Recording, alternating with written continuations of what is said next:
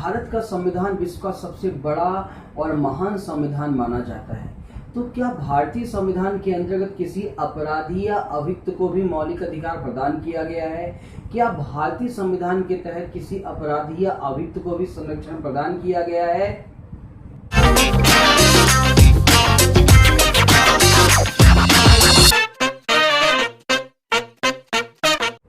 Hello everyone, myself Mahakaleshwar Mishra और आप देख रहे हैं मेरा चैनल लॉ पॉइंट। इस चैनल के माध्यम से मैं लॉ के अंतर्गत आने वाले छोटे छोटे प्रावधानों को बहुत ही संक्षिप्त में और बहुत ही सरल तरीके से बताने का प्रयास करता हूं।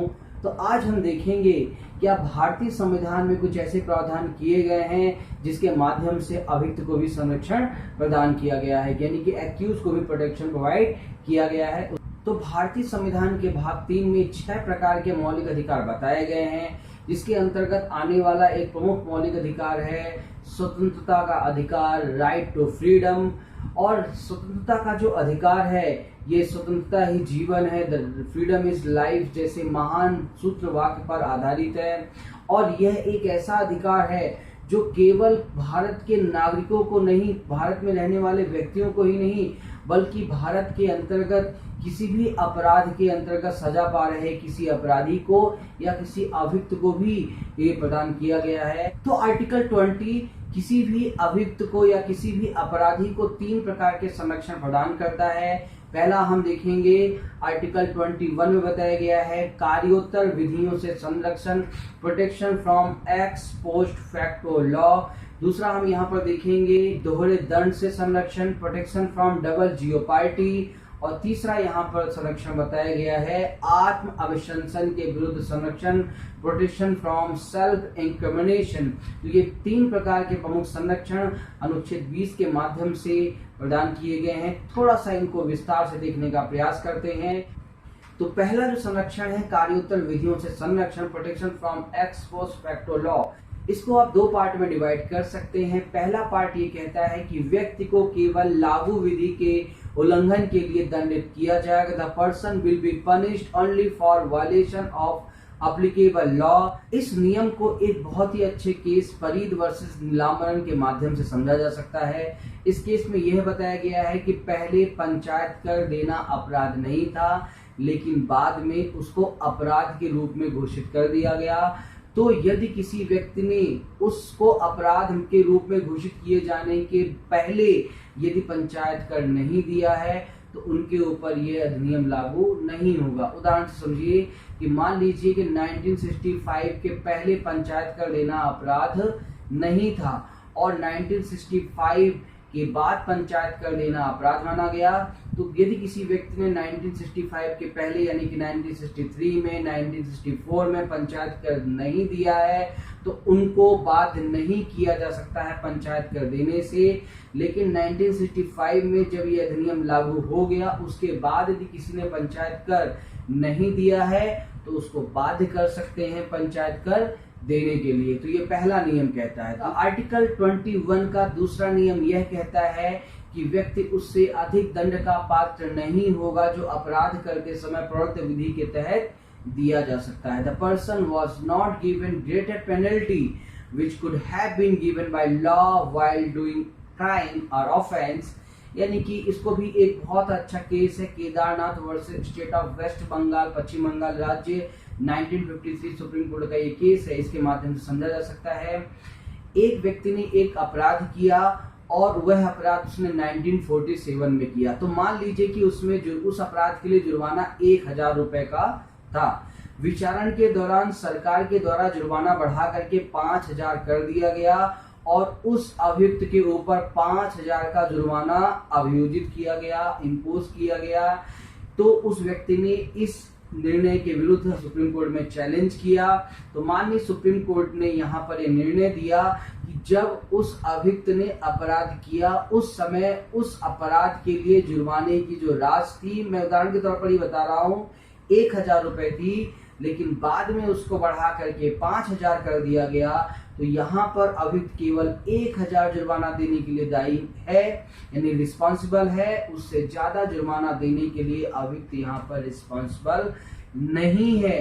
तो यह आपका दूसरा नियम कहता है। तो इस प्रकार से एक्स पोस्ट फैक्टो लॉ बहुत ही सरल शब्दों में ये बोलता है कि कार्य करते समय यदि कोई भी कार्य या लोप करते समय यदि उसको अपराध घोषित किया गया है तो ही उसके लिए दंडित किया जा सकता है, या किसी कार्य या किसी अपराध करते समय उसके लिए जितनी सजा उस समय बताई गई है भविष्य में उतनी ही सजा किसी अभियुक्त को दी जा सकती है, उससे ज्यादा सजा उसके ऊपर आरोपित नहीं की जा सकती है। यही कहता है आर्टिकल 20 क्लॉज 1।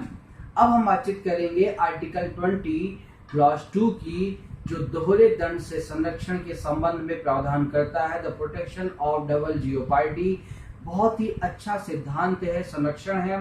इस संरक्षण को अमेरिकन संविधान से लिया गया है। ये एक बहुत ही फेमस लैटिन सूत्र नेमो डिबेट विस वैक्सरी पर आधारित है, जिसको इसके प्रोविजंस के माध्यम से समझा जा सकता है, जो कहता है कि किसी व्यक्ति को एक ही अपराध के लिए एक बार ही अभियोजित किया जाएगा एवं दंडित किया जाएगा। No person shall be prosecuted and punished from the same offence more than once.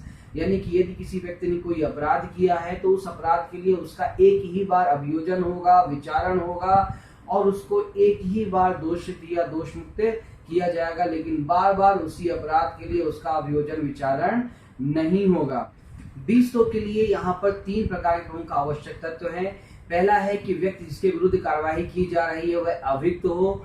दूसरा, न्यायिक कार्यवाही में मामले का निर्धारण हो। और तीसरा, उस मामले के लिए किसी दंड की व्यवस्था हो, तभी 20(2) का संरक्षण, आर्टिकल 20 क्लॉज 2 का प्रोटेक्शन किसी भी अभियुक्त को, अपराधी को दिया जा सकता है। एक बहुत ही अच्छा केस है Maqbool Hasan versus state of Bombay, जिस केस के माध्यम से इसको हम समझ सकते हैं।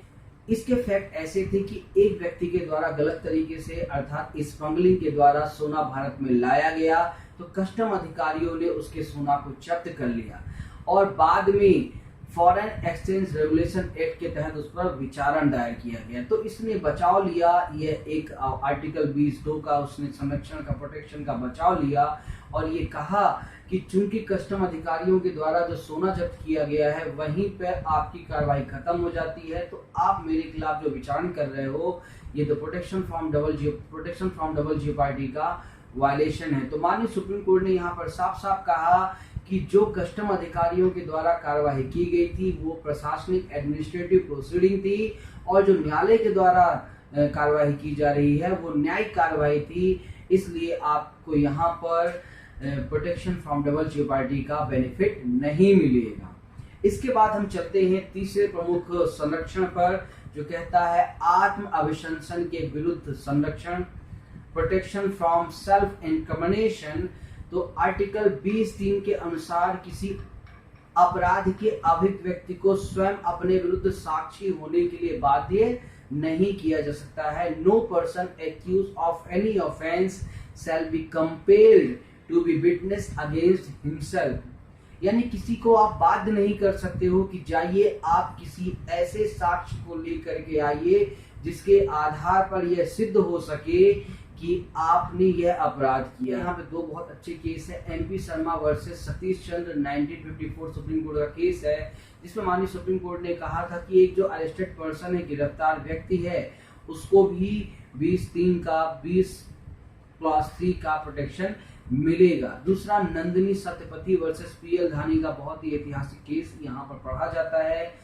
पुलिस पूछताछ करते समय किसी साक्षी को भी बाध्य नहीं कर सकती, किसी विटनेस को भी बाध्य नहीं कर सकती कि वह कोई ऐसी बात बताए जो उसके विरुद्ध साक्ष्य तौर पर प्रयोग किया जा सके।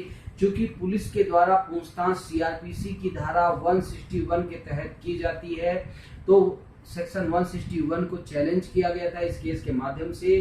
तो माननीय सुप्रीम कोर्ट ने यहाँ पर साफ साफ कहा कि सेक्शन 161 तो संवैधानिक है, कॉन्स्टिट्यूशनल है, लेकिन उसके अंतर्गत किसी भी साक्षी को बाध्य नहीं कर सकते हैं कि वह अपने विरुद्ध कोई साक्ष्य प्रस्तुत करे। तो बहुत ही सिंपल और संक्षिप्त तरीके से मैंने अनुच्छेद 20 के अंतर्गत अभियुक्त को प्राप्त संरक्षण के संबंध में, द प्रोटेक्शन ऑफ अक्यूज के संबंध में यहाँ पर मैंने चर्चा की है। उम्मीद करता हूँ कि आपको मेरा लेक्चर पसंद आया होगा। यदि आपको मेरा लेक्चर पसंद आ रहे हैं तो आप मेरे चैनल को सब्सक्राइब करें, लाइक करें, डिसलाइक करें, कमेंट्स के माध्यम से आप अपनी प्रॉब्लम्स और प्रश्न मुझसे पूछ सकते हैं। घरों में रहिए, स्वस्थ रहिए, सुरक्षित रहिए और लॉकडाउन का अच्छी तरह से पालन कीजिए। इन्हीं सब अच्छे विचार के साथ मैं अपनी वाणी को विराम देता हूँ। जय हिंद, जय भारत, नमस्कार।